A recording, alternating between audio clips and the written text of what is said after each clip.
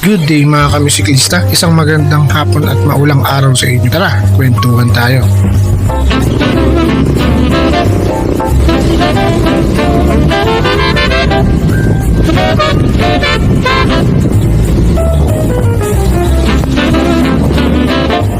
Galing church tayo dito. Sakto, tagulan naman, nagutom tayo, bumili tayo ng goto. Sarado kasi dun sa isa natin binibilan ng goto. Kaya dito tayo bumili ng goto. Sa goto nga.